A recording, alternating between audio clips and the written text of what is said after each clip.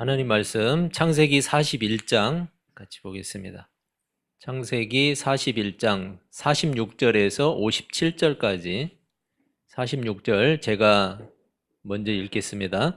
요셉이 애굽 왕 바로 앞에 설 때에 30세라 그가 바로 앞을 떠나 애굽 온 땅을 순찰하니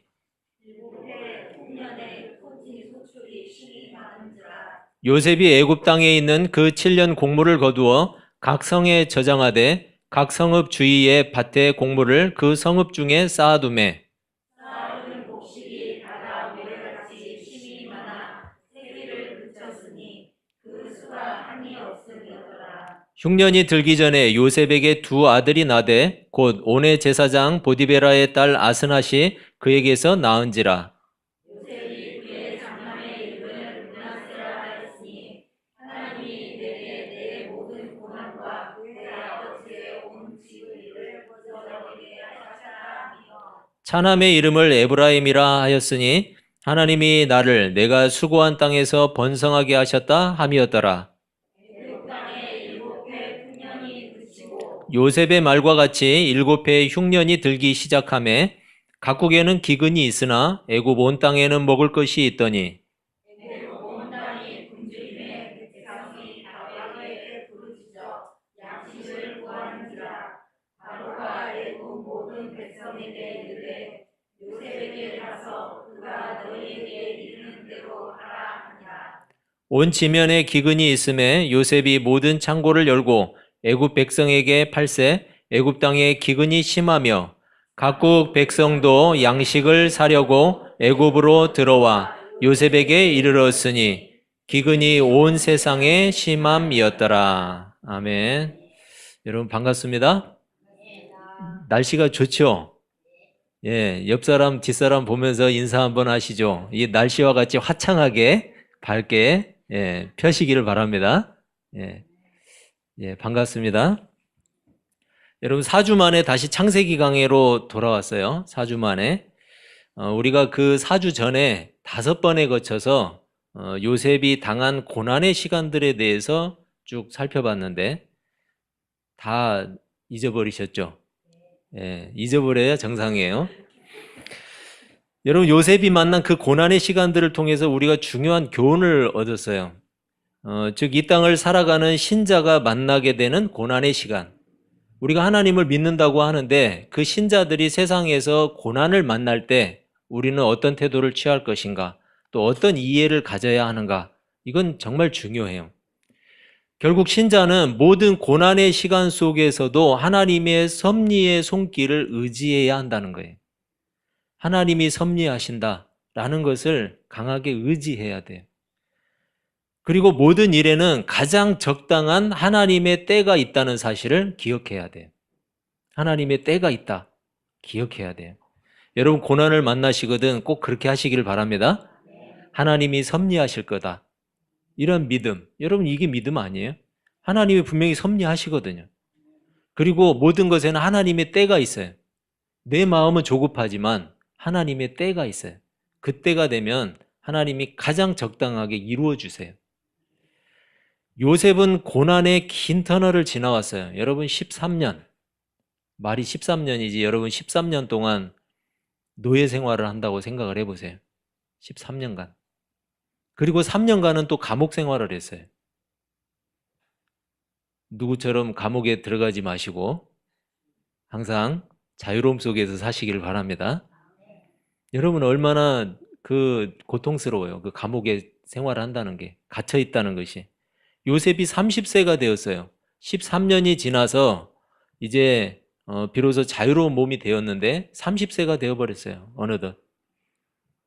그런데 그 고난의 시간 끝에 뜻밖에도 요셉은 이집트의 총리가 되었어요. 여러분 요셉이 계획한 게 아니었어요. 이집트의 총리가 되는 건. 마침내 요셉을 향해서 계획하셨던 하나님의 때가 이른 거예요. 만약에 일반적인 상황이었다면 요셉이 이집트의 총리가 되는 일이 가능했을까요? 가능하지 않죠. 요셉은 별로 특별한 것이 없는 사람이었어요. 여러분 삼손처럼 힘이 셌던 것도 아니에요. 삼손처럼 힘이 강했냐? 그것도 아니고 탁월한 지식이나 아니면 리더십이 있었던 것도 아니었어요. 더구나 요셉은 이집트 입장에서 볼 때는 어때요? 이방인이잖아요. 자기 나라 사람이 아니에요. 그런 사람이 이집트의 총리로 세워진다는 것은 굉장히 어려운 일이죠. 따라서 하나님의 섭리가 아니고는 설명되지가 않아요. 하나님은 가장 적절한 시점에 특별한 사건을 통해서 요셉에게 섭리하신 거예요.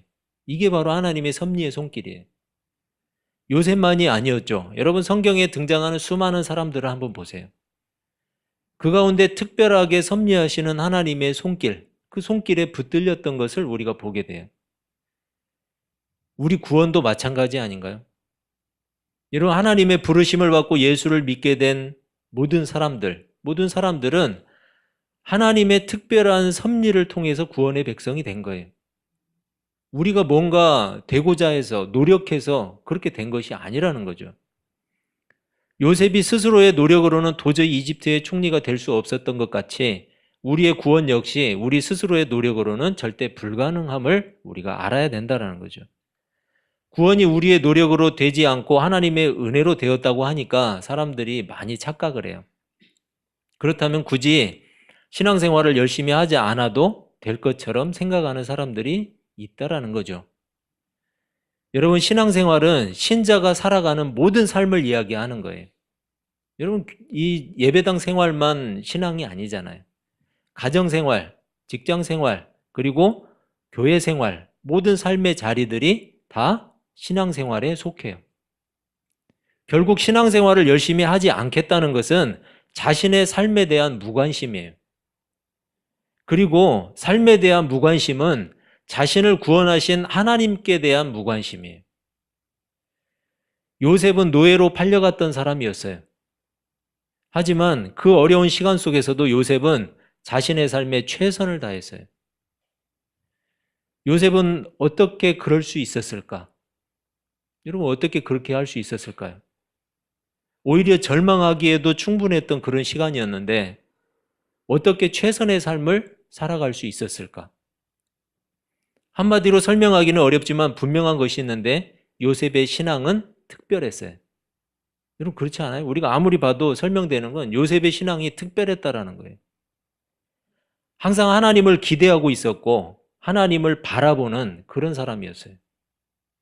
하지만 그렇다고 해서 요셉의 그러한 노력이 요셉을 구원한 것은 아니에요. 단지 요셉은 자신의 삶이 하나님의 손 안에 있다라는 사실을 인정하고 받아들인 거예요. 고난의 시간들은 요셉의 마음과 요셉의 육신과 삶을 대단히 힘들게 했죠. 그래서 때로는 마음이 한없이 힘들고 육신도 지쳐버리고 고달픈 시간들을 보냈어요. 하지만 하나님을 향한 요셉의 신앙만큼은 전혀 영향받지 않았다라는 것을 우리가 성경을 통해서 알 수 있어요. 오히려 자신의 삶에 더 최선을 다했어요. 어려울 때일수록 더 최선을 다했어요. 그리고 하나님을 기다렸어요. 왜냐하면 자신이 고난을 받는다고 해서 하나님이 안 계시는 것은 아니기 때문이에요. 여러분 자신이 고통 가운데 있다고 해서 하나님이 안 계시는 게 아니에요. 구원의 백성은 분명한 열매가 있어요. 물론 모양과 시기는 각각 다를 수 있죠. 하나님의 말씀에 대한 반응, 이 반응을 보면서 우리는 어떤 열매인지를 가늠해 볼 수 있어요. 믿음은 자신의 상황과 관계없이 하나님을 신뢰하는 거예요. 그게 믿음이에요. 여러분 자신의 환경에 반응하는데 좋은 환경일 때만 반응한다면 그게 어떻게 믿음이겠어요? 자신의 상황과 관계없이 하나님을 신뢰하는 거예요. 그게 믿음이에요. 그리고 자신의 감정이나 기분과는 관계없이 하나님의 섭리의 손길을 기다리는 거예요. 그게 믿음이에요. 결론적으로 요셉의 인생은 전적인 하나님의 은혜로 된 것이었지만 여러분 요셉의 시각에서 한번 보세요. 요셉의 시각에서. 하나님 시각 말고 요셉의 시각에서 보면 하나님께서 지금 자신에게 이루어 주신 상황을 보세요. 이집트의 총리로 세워주신 그 상황. 이것은 분명히 하나님이 주신 보상이었어요. 하나님이 주신 상급이었어요. 우리는 신앙생활의 목적을 보상이나 상급에 두면 안 돼요. 여러분, 제가 보상과 상급을 이야기했지만 우리 신앙생활의 목적 자체를 보상이나 상급에 두면 안 돼요. 특별히 하나님의 구원은 보상이나 상급이 결코 될 수 없기 때문이에요. 하나님의 구원은 보상이 아니에요. 여러분, 구원을 위해서 여러분이 제가 한 일이 있어요? 구원을 위해서 한 일 없죠. 그렇기 때문에 하나님의 구원은 보상이나 상급이 아니에요. 구원을 위해서 우리가 한 일은 아무것도 없어요. 그리고 신앙의 목적이 바르지 않으면 우리 신앙은 기복신앙에 빠지게 돼 있어요. 복만 바라는, 나에게 복이 이루어질 때만 하나님을 인정하는 그런 기복신앙으로 빠지게 돼 있다는 거예요. 우리의 구원이 전적인 하나님의 은혜로 된 것임을 여러분 반드시 믿으시기를 바랍니다. 우리의 전 삶이 하나님의 섭리의 손길에 붙들려 있다라는 사실, 이 사실을 다 인정하시길 바랍니다. 여러분, 이러한 사실을 인정하지 않거나 또는 가식적으로 받아들인 신자의 신앙은 반드시 실패할 수밖에 없어요. 구원이 전적인 하나님의 은혜라는 사실을 알아야만 우리의 감사는 진실해져요. 여러분, 내 구원이 하나님의 전적인 은혜로 이루어졌다는 것을 인정해야 우리에게는 진실한 감사가 일어나는 거예요. 하나님의 섭리를 알아야만 형통이라고 보기 어려운 시간에도 인내하게 되어 있어요. 이러한 사실이 전제되지 않는 신자들은 편안하고 안락한 생활 속에서만 감사하게 돼 있어요. 어려운 환경이 닥치게 되면 순식간에 하나님을 원망하고 돌아서 버려요.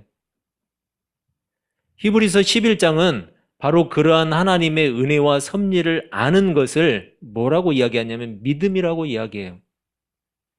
그리고 진실한 믿음의 신자들은 하나님이 주실 상급을 기대하고 나가는 거예요. 히브리서 11장 6절은 이렇게 말씀해요. 믿음이 없이는 하나님을 기쁘시게 하지 못하나니 하나님께 나아가는 자는 반드시 그가 계신 것과 또한 그가 자기를 찾는 자들에게 상 주시는 이심을 믿어야 할지니라. 성경은 신자의 뜻대로 고집하는 것을 믿음이라고 말하지 않아요. 여러분, 그건 자기 고집일 뿐이지, 그리고 우격다짐일 뿐이지 믿음이 아니에요. 그 삶 속에서의 과정과 내용이 어떠할지라도 여전히 하나님을 신뢰하는 것, 이것을 믿음이라고 말해요. 그리고 결국은 하나님께서 가장 좋은 열매로 주시는 분이라는 사실을 기대하는 것, 이게 바로 믿음이에요. 신자는 천국의 상급만이 아니라 이 땅을 살면서 받을 상급 역시 기대할 수 있어요. 요셉은 하나님의 은혜 가운데 이집트의 총리가 되었어요. 이것은 훗날 이스라엘 백성들을 통해서 하나님의 계획을 이루시기 위한 하나님의 섭리였어요.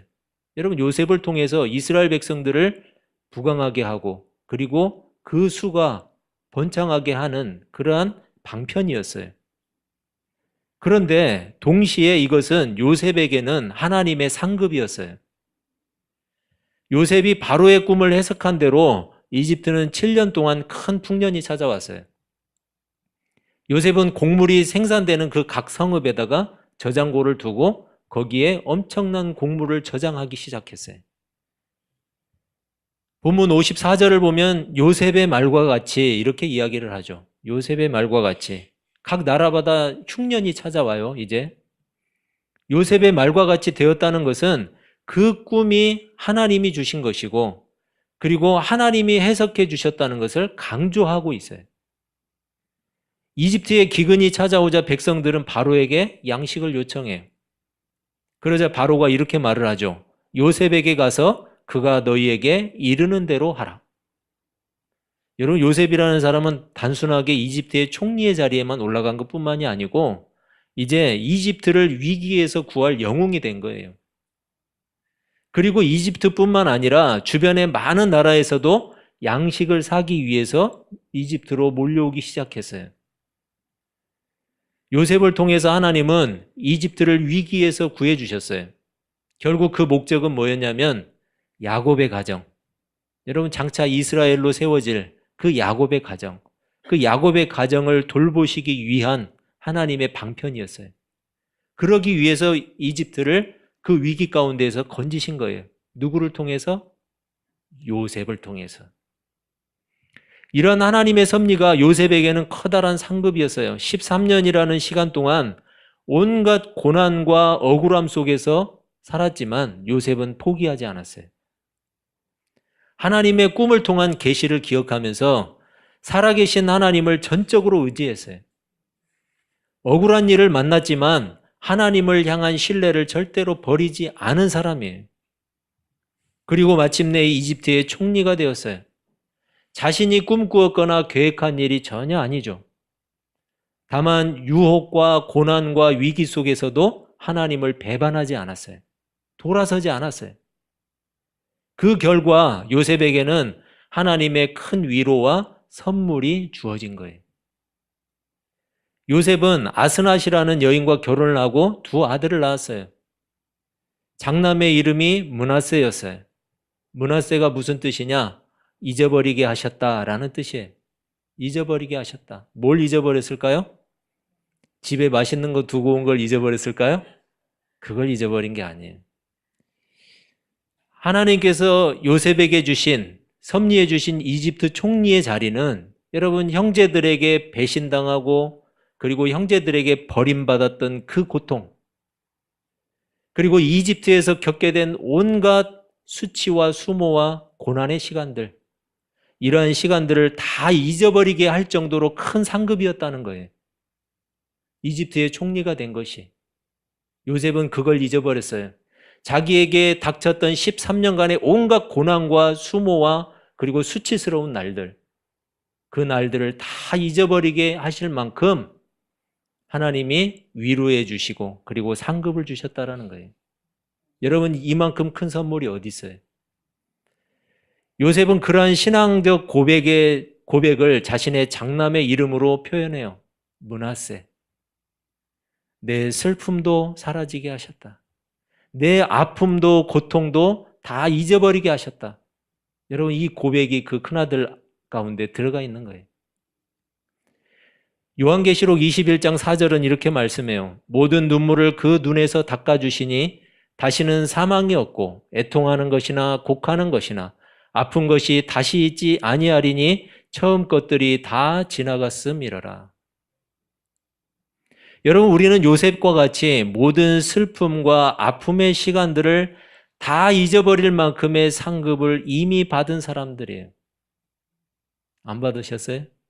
여러분, 하나님이 우리에게 주신 구원이 바로 모든 슬픔과 아픔도 고통도 잊어버리게 할 만큼 우리에게는 큰 상급이에요. 여러분, 하나님의 구원이 바로 그렇게 큰 상급이라는 사실 반드시 기억하시기를 바랍니다. 그리고 우리에게 완전하게 이루어 주실 하나님의 나라, 그 나라를 장차 받을 사람들이에요. 예수 그리스도를 통해서 우리에게 허락된 천국은 바로 그런 곳이에요. 이 땅에서 수고한 모든 인생들의 눈물을 닦아주시는 곳이에요. 이 땅을 믿음으로 살면서 겪게 되는 아픔과 슬픔과 고난의 시간들을 다 잊어버리게 할 만큼 영화롭고 영광스러운 나라가 바로 하나님의 나라라는 사실이에요. 그 영광스러운 나라에 다 들어가시기를 주님의 이름으로 축원합니다. 요셉은 둘째 아들을 낳고 그 이름을 에브라임이라고 지었어요. 여러분, 에브라임이라는 뜻은 두 배의 땅이라는 뜻이에요. 두 배의 땅. 여러분, 두 배의 땅 하면은 뭔가 좀 떠오르는 게 없으세요? 창세기에서 보면 장자는 항상 두 배의 몫을 받았어요. 기억이 안 나시는 모양이네요. 괜찮아요. 아무튼 받아본 적이 없어서 앞으로 받으시기를 바랍니다. 에브라임은 두 배의 땅이라는 뜻인데, 여러분, 요셉은 에브라임, 두 배의 땅이라는 이 이름과 같이 실제로 이스라엘에서 두 지파의 몫을 차지해요. 여러분, 요셉 지파라고 들어보셨어요? 12지파에서? 안 들어보셨죠? 그런데 므낫세 지파와 에브라임 지파를 들어보셨죠? 안 들어보셨어도 괜찮아요. 여러분, 므낫세 지파와 에브라임 지파가 둘이 합쳐서 요셉 지파예요. 이스라엘 12지파 중에서 두 몫을 가진 지파는 이 지파밖에 없어요. 여러분, 에브라임과 므낫세는 형제였어요. 그런데 각각 한 지파씩 땅을 차지해요. 약속의 땅에 들어갈 때. 그 이름 가운데 축복이 들어있잖아요. 두 몫은 장자의 축복이었고 그만큼 요셉은 번성의 복을 받은 사람이었어요. 하나님께서 아브라함을 통해 약속해 주신 그 번성의 복이 요셉에게 실현되고 있고 그 장자의 축복, 영적 장자의 축복을 요셉이 받았던 거예요. 여러분, 요셉을 통해서 이스라엘 백성들은 이집트에 정착을 하게 되죠. 그리고 그곳에서 큰 민족으로 세워지게 돼요. 그 일 가운데 요셉이 쓰임을 받아요. 그리고 요셉에게는 실제로 그 축복이, 장자의 축복이 임하게 되는 거예요. 자기의 그 고통의 시간, 고난의 시간을 잊어버릴 만큼 큰 상급을 요셉이 받았던 거예요. 이렇게 요셉은 모든 고난과 슬픔을 잊게 할 위로와 상급을 동시에 누렸어요. 요셉이 믿음으로 하나님을 끝까지 의지했기 때문이에요. 하나님을 배반하지 않고 하나님께 돌아서지 않았기 때문이에요. 갈라디아서 6장 8절은 자기의 육체를 위하여 심는 자는 육체로부터 썩어질 것을 거두고 성령을 위하여 심는 자는 성령으로부터 영생을 거두리라. 우리가 선을 행하되 낙심하지 말지니 포기하지 아니하면 때가 이름에 거두리라. 요셉은 철저하게 고통스러운 시간 속에서도 낙심하지 않았어요. 절대 포기하지 않았어요. 그리고 드디어 하나님이 정하신 때가 되었어요. 요셉은 그동안 겪은 온갖 수모와 슬픔과 고통이 더 이상 기억나지 않았어요. 여러분, 감사한 일 아니에요? 왜냐하면 하나님이 주신 위로와 상급이 너무나 즐거웠어요. 너무나 컸어요. 그리고 너무나 영광스러웠어요. 요셉에게 13년의 시간은 마치 죽음과도 같은 시간이었어요. 하지만 하나님이 주신 위로와 상급은 그것과는 비교할 수 없는 기쁨이었어요. 로마서 8장 18절은 이렇게 말해요. 생각하건대 현재의 고난은 장차 우리에게 나타날 영광과 비교할 수 없도다. 여러분, 하나님 나라의 그 영화로움이, 영광스러움이 어떤 것인지를 우리가 맛보고 안다면 우리가 이 땅 가운데 살아가면서 당하는 온갖 어려움과 슬픔과 고난의 시간들은 비교할 수 없다라는 거예요. 그 영광과. 여러분, 그 영광과 기쁨이 도대체 어느 정도인지 우린 궁금하잖아요. 여성들은 아이를 낳으면서 생각한대요. 다시는 안 낳아야지. 그런가요? 저는 안 낳아봐서 모르겠어요. 다시는 안 낳아야지. 그런데 여러분, 둘째, 셋째 또 낳아요. 왜 그럴까요? 그렇죠. 자녀를 얻는 기쁨이 아이를 낳는 고통을 다 잊어버리게 할 만큼 큰 기쁨이기 때문이에요. 여러분, 우리에게 주신 하나님의 선물은, 하나님의 상급은 이 세상의 어려움과 슬픔을 다 잊어버릴 정도로 큰 상급이에요. 신자들이 세상에서 고난과 슬픔을 만날 때 기억해야 할 것이 있어요. 그 고난과 슬픔을 말끔하게 씻어주실 하나님의 나라예요. 여러분, 하나님의 나라를 기억하시기를 바라요. 신자가 세상에서 유혹당할 때 꼭 기억할 것이 있어요. 육체를 위해 심는 자는 반드시 썩어질 것을 거두게 된다는 사실. 그리고 성령을 따라 성령에 붙들려 살아가는 사람은 반드시 영생을 거둔다는 사실이에요. 여러분, 하나님이 주실 영원한 상급을 바라보시길 바랍니다. 지금은 특별한 것도 없고 변한 것도 없고 별로 나아진 것이 없지만 그럴지라도 실망하지 마시고 끝까지 하나님의 뜻을 따라 사시길 바랍니다. 때가 이르면 하나님이 반드시 거두게 하실 거예요. 때가 이르면 이 땅에서 만나게 되는 모든 슬픔과 아픔과 고통까지도 모두 잊어버리게 할 하나님의 나라. 장차 그 영원한 상급을 받아 누리시는 진실한 믿음의 성도들이 다 되시기를 주님의 이름으로 축원합니다. 기도하겠습니다.